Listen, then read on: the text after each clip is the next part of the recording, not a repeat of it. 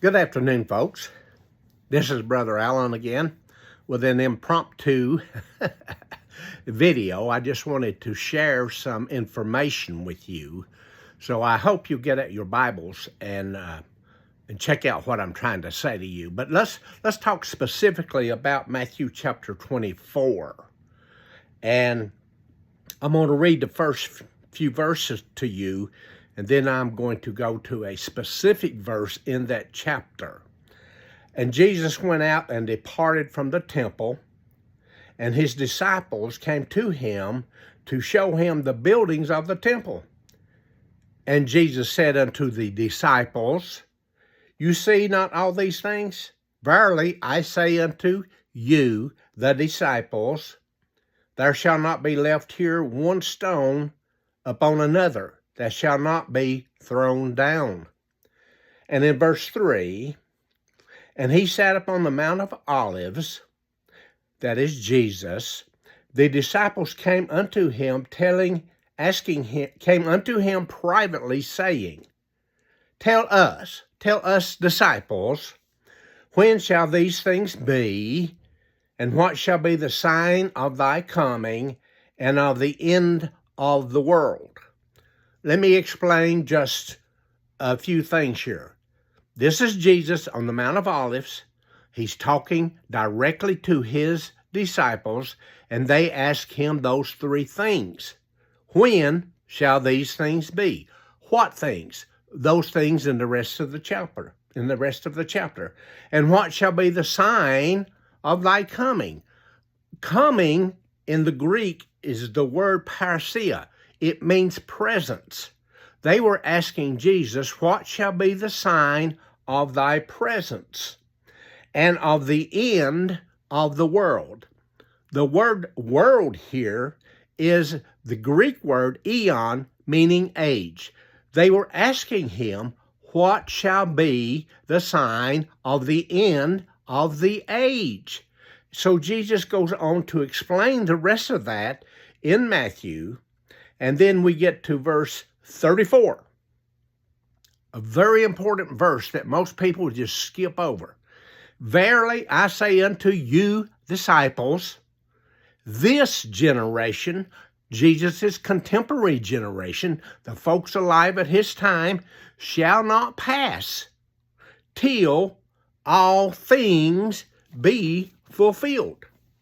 Now the problem we have here is that folks don't believe that there is a secular, historical account of these things happening to the Jews during the Jewish wars of AD 54 through AD 70, when the temple was destroyed, Jerusalem was razed, and the Jewish people were dispersed throughout the world.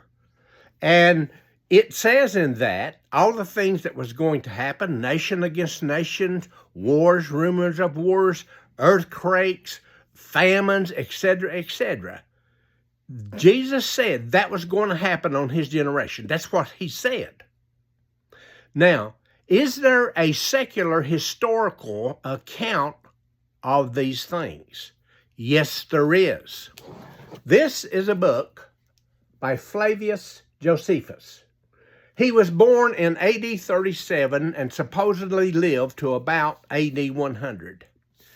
In these works of Josephus, he records all the things that was happening in and around Jerusalem and in Israel at the time that Jesus is talking about. So we do have a secular history written by an eyewitness that these things occurred in that generation.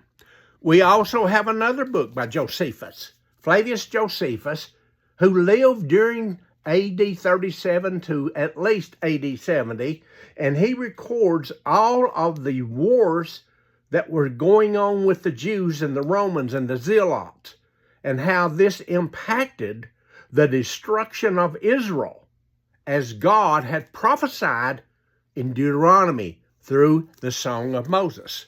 Now, we have plenty of historians who verify this, some as old as James Stuart Russell, back in the 18th century, and many others like him who were scholars in the Bible.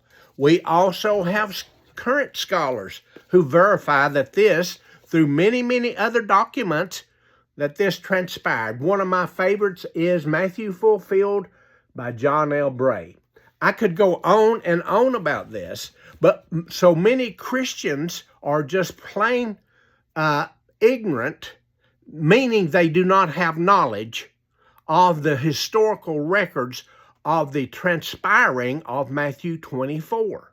This is what I'm saying. Don't be offended when I say that you're ignorant. I mean, you lack information. I'm ignorant in a lot of areas. Believe you me, I'm ignorant in chemistry. I'm ignorant in some math. I'm ignorant in a lot of things. But I do know that there is historical records that attest to the fulfillment of Matthew 24. So I bid you, or ask you, that you start looking at some of the secular works and some of the older theologians, 18th, 19th century, that said that it was fulfilled, and they give verification of that. And these are people who lived their whole life as scholars in Hebrew and in Greek and in studying the Old Testament. So I'm just asking you or telling you to know that there are historical records of the fulfillment of Matthew 24, Mark 13, Luke 21, as well as the book of Revelation. Thank you for your time. I hope you have a wonderful afternoon. May God bless. This is Allen Brooks.